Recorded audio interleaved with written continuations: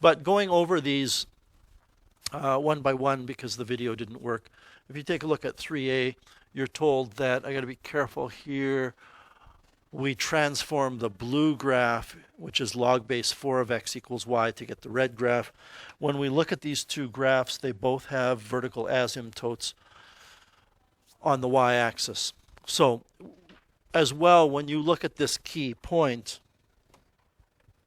when you look at this kind of key point on the original function, it turns into this key point. And there's something very important about 3a that I want to address with you. So if you got it, that's great, but there's something that, in addition to the basic transformation, that we have to talk about. We cannot take that blue point and turn it into the red point by shifting the graph 3 units to the left. Because if we did that, then the graph would cross the y-axis, and we can see that the y-axis is a vertical asymptote. So the thinking here is that to take this point, which is 4 away from the y-axis, and turn it into this point, which is 1 away from the y-axis, would involve a horizontal stretch by a factor of 1/4. And what that translates to for a parameter is b is equal to 4. And that means that the new function, here's the original function, f of x equals log base 4 of x.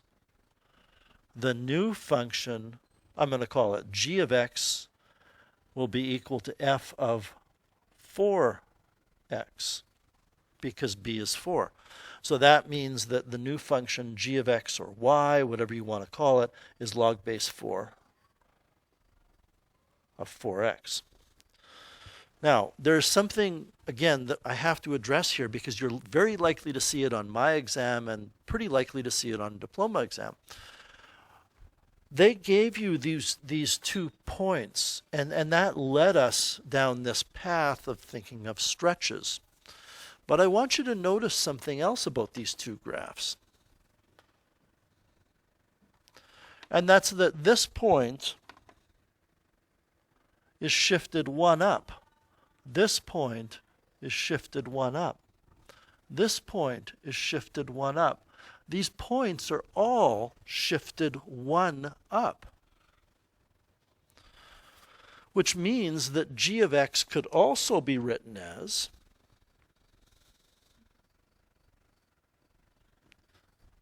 log base 4 of x plus 1.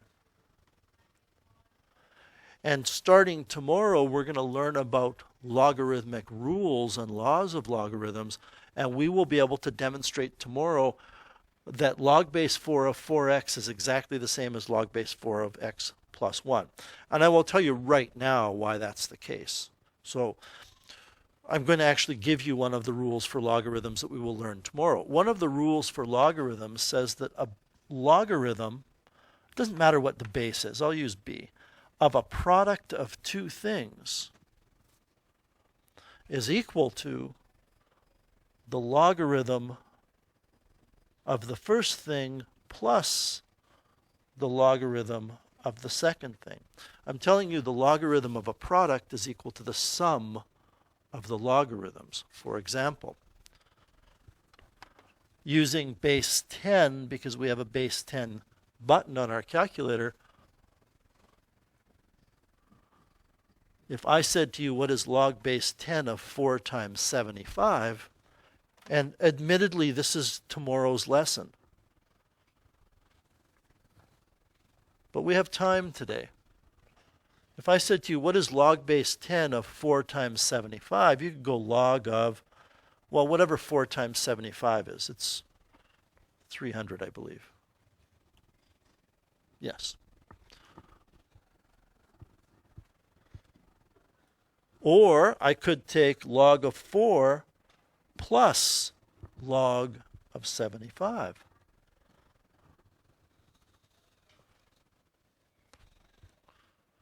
So the logarithm of a product is equal to, bottom left corner of your screen here, the logarithm of a product of m times n is equal to the sum of the logarithms. So if you take a look at this,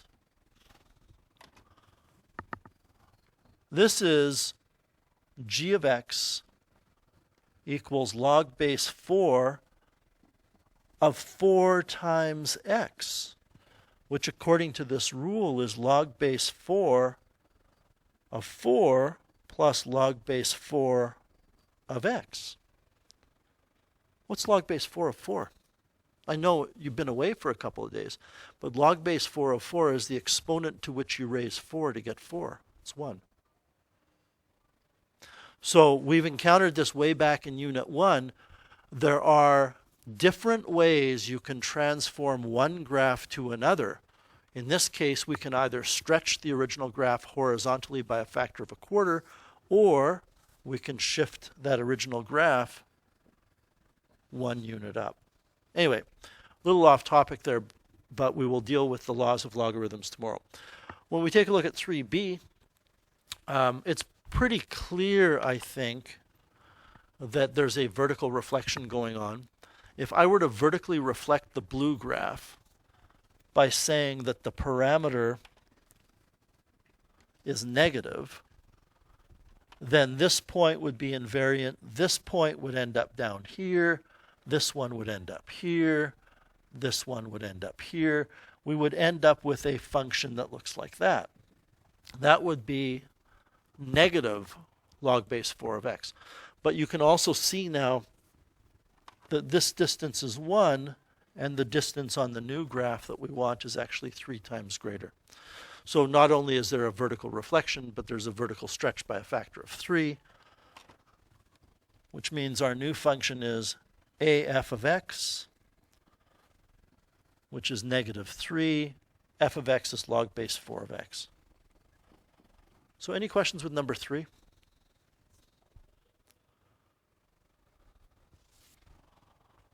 All right, and then number 4, we had already done A, but 4b was the one that you wanted to work out on your own.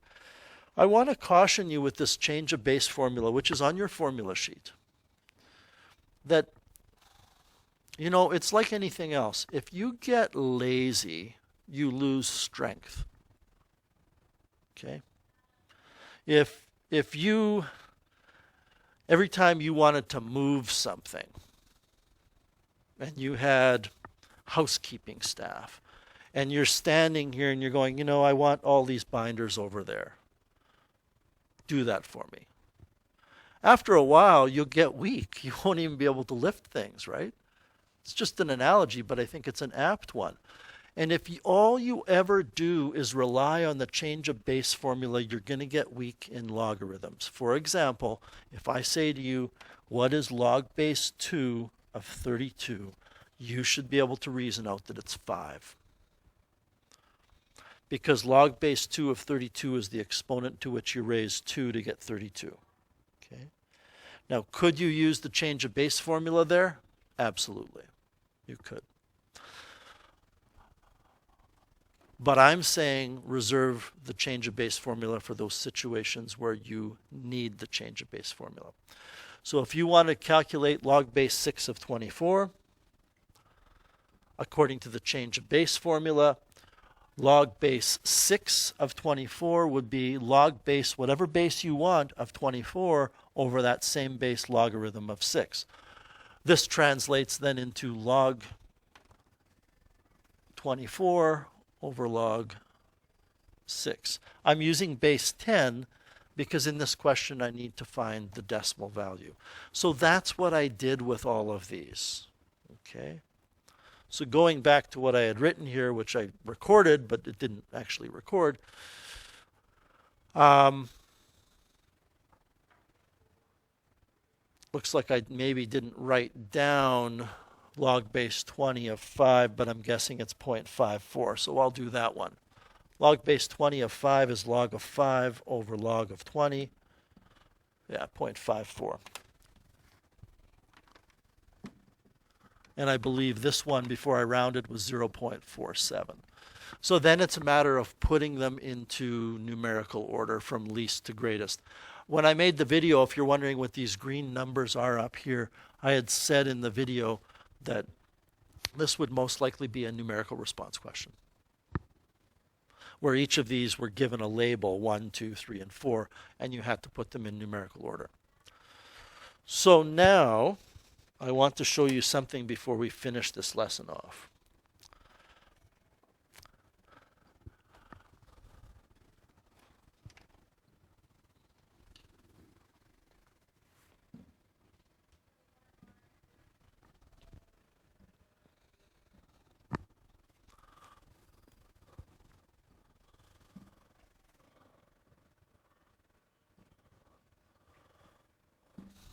I love the TI-83 calculator. I do. I love the fact that the text doesn't wrap around. I love the fact that when I put something into an exponent, I don't have to use an arrow to get out of that exponent. In other words, I love the fact that I can just type looking at the keys and not follow the screen. And then in addition, I can look back up, and since the text doesn't wrap around, I can see everything I've typed. You know, and we might have talked about this before, that with the 84, when you type, stuff goes off the screen, which is a little bit of a problem. There is only one plus, no pun intended, there's one really good advantage to a TI-84 or a higher calculator that the TI-83 doesn't have. And if you were to go to Math and scroll down, you'll find a function called math or log base.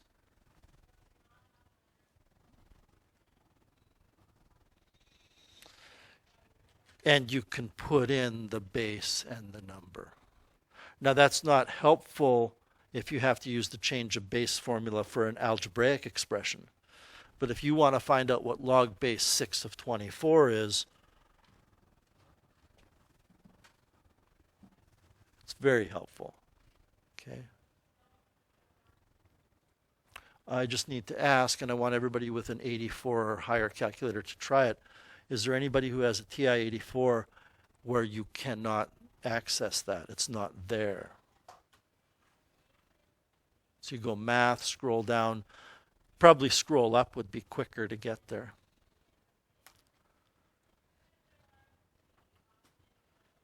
Is there anybody who does not have that? Okay. Because if you don't, it just means that we should upgrade your operating system to a more current operating system, and it would be there. The other thing, of course, is that you have to be in this mode where if I type raised to, it actually puts the exponent up there. Anyway, you can feel free to use that when you need to. We have two examples left, example number 5 and example number 6, which are just applications of logarithms. And what this part of the lesson deals with, everybody, is the fact that there are some equations that we need to be able to look at using that contain logarithms. Okay? So for example, I don't know if anybody welds or if anybody has heard of a number 14 welder's glass, but a welder's glass is a piece of glass that fits in a frame on a welding helmet. And when you're welding, there's a large amount of ultraviolet radiation and just bright visible light produced, which can damage your eyes. It's the same with looking at the sun. So if you're going to observe the sun during a solar eclipse, you don't look at the sun. You'll damage your eyes. Like you'll literally have spots in your eyes for the rest of your life if you stare at the sun. So you have to look through a piece of glass. And you can think of this welder's glass as being just, when you look at it, it almost looks black. Like you can't, if I try to see you through it, I can't. But if I look at something very, very bright, I can see it quite well. And it turns out that there's something called a shade number of a welding glass, and it's given by that formula. I've never figured out why the formula is given that way, as opposed to, what's this? I've never figured out why we see the formula in math text written that way, when I would think it should be written this way.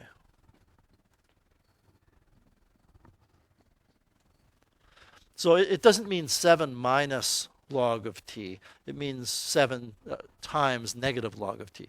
So that's the formula. And what S is the shade number. So you can have a number 2 welding glass, which is not a very good one. It's probably you're going to damage your eyes. I don't even know if they make a number 2 welder's glass. But anyway, the shade number is the number of the welder's glass. So this is 14. And what T is, they use T because it stands for transmitted light, is the amount of light proportion-wise that makes it through the welder's glass. So, for example, if you had a welder's glass that only allowed a third of the light through, a third of the light is 33.333%. And written as a proportion, that's 0.3 repeating. So this question says, what fraction of light is allowed through a number 14 welder's glass? So what we have to do is this. S is equal to 14. We need to find T. That's all this question boils down to. So what you need to do is take this equation that I'm about to write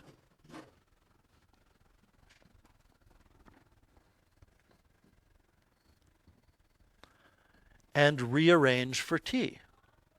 But, you know, before I do, for some reason, students struggle with this because there's no X.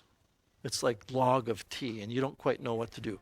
All I would say to you is what you're trying to do first is you're trying to get this by itself. That's your goal. Forget about getting T. Let's get rid of all of the numbers surrounding log of T. Well, if I had this equation, 14 equals negative 7x over 3 plus 1, I think it's pretty clear that you have to subtract 1 first. Right? And you don't need to write down here what I'm writing on the left-hand side. All I'm doing is demonstrating to you that the equation on the left-hand side.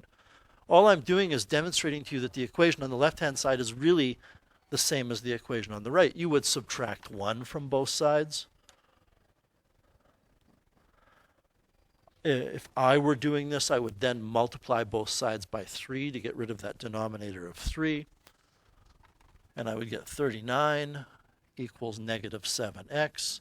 So then I would divide by negative 7 and get 39 over negative 7, which is negative 39 sevenths. And that's what we're going to get here. I'm going to actually do the work now.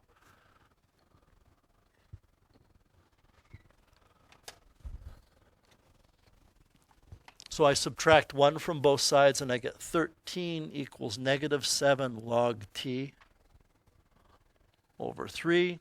I multiply both sides by 3 and get 39 equals negative 7 log T. I divide both sides by negative 7 and I get log of T equals negative 39 over 7, some decimal number, negative 5 point something. Now before I go on, who's taking Chemistry 30 right now? Have you done acids and bases and pH yet? Just started. Do you know how to calculate pH? The negative log of the hydronium ion concentration? Okay. No? Good. Has anybody taken Chem 30 already? Okay, that should ring a bell, right? Now, when you're, and I'm just curious, I could ask Miss McFeely, but it's never occurred to me. When you calculate the hydrogen ion concentration, does she tell you you take the anti-log of the negative pH?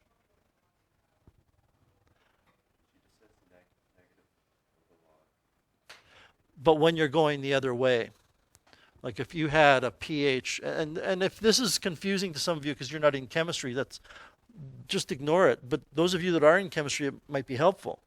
So you have this way of calculating pH, which is the negative log of the, I'm assuming she uses hydronium ion instead of hydrogen.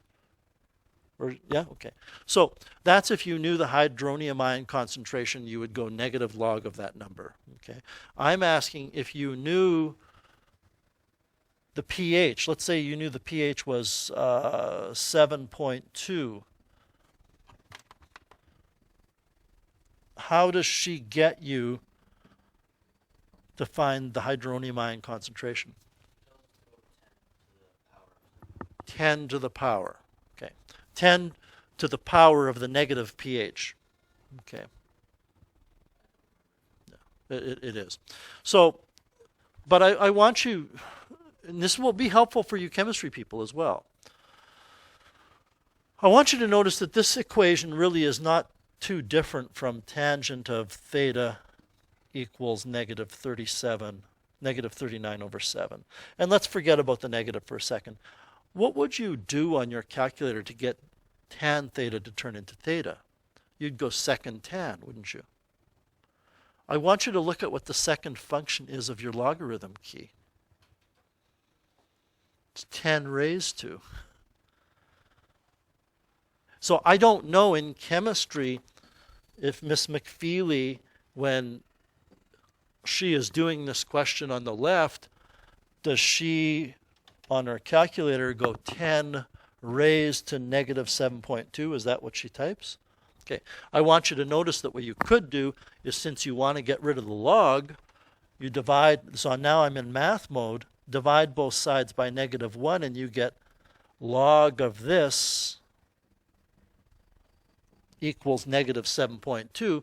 So how do you get rid of log? You go inverse log, but look what pops up on your screen. 10 raised to. 10 raised to is the anti-log. It's the inverse log. And now we can get over to here and remind ourselves that this is just the base 10 logarithm, right? So there's two ways for you to think of getting t by itself. One is do the inverse operation of that log by going second log, or the other is to write this in exponential form. 10 raised to that number is equal to t. There's all kinds of ways you can think of it. You can say that the opposite of logging, as long as it's a common log, which it is in chemistry, is 10 raised to. You can go second log, or you can just write this logarithmic equation that's here in exponential form that's here and get an answer. So what are we going to have? We're going to have negative 39 divided by 7. I'm going to take 10 raised to that, or you could take the inverse log or anti-log of that. It's 2.7 times 10 to the negative 6. That's our answer. 2.7 times 10 to the negative 6. That means we take this decimal and move it 6 places to the left and get 0.000027. All right, I take this decimal, which was here, and I go 1, 2, 3, 4, 5, 6. So that is the proportion of light that makes it through a number 14 welder's glass. If you multiply it by 100, you get the percent. It's a very tiny amount of light. Any questions with example 5?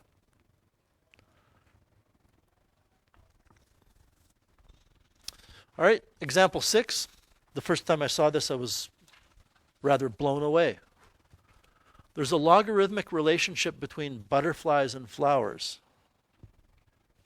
There is.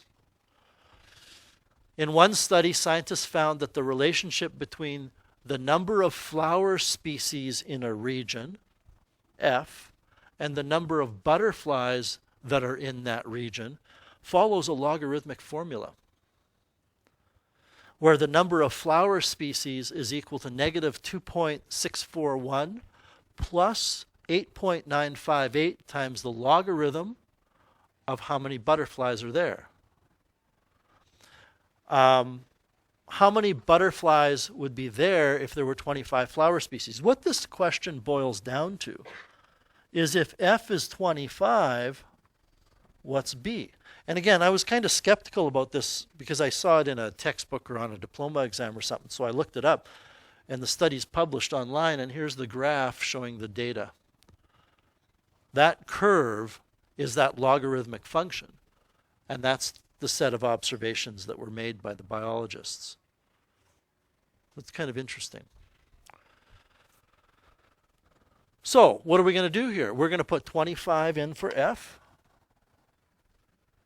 and solve. 25 equals negative 2.641 plus 8.958 958 log of b. We have to solve for b. So what you need to do first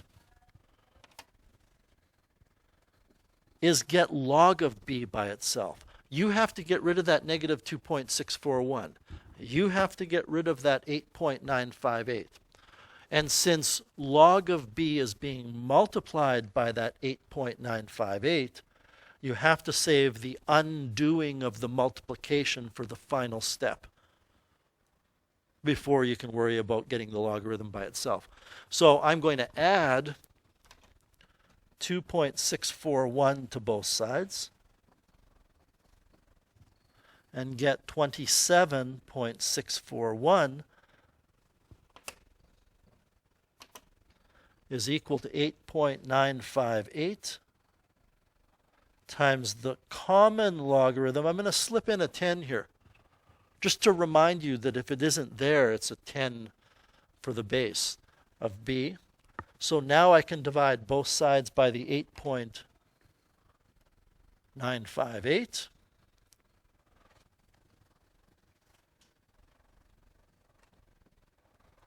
And get the common base 10 logarithm of b equals 3 point, I don't know what it's going to be.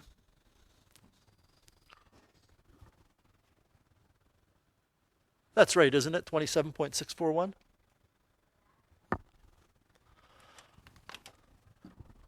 I know it's obvious, but this morning I wrote, in my seminar, I wrote 4 plus 4 equals 0. So still early, I guess. So 8.958 divided into 27.641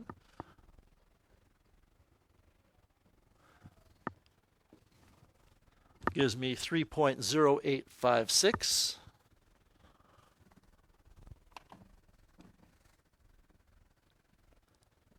Equals log base 10 of b. So again, no matter how you look at it, b will be 10 raised to that number.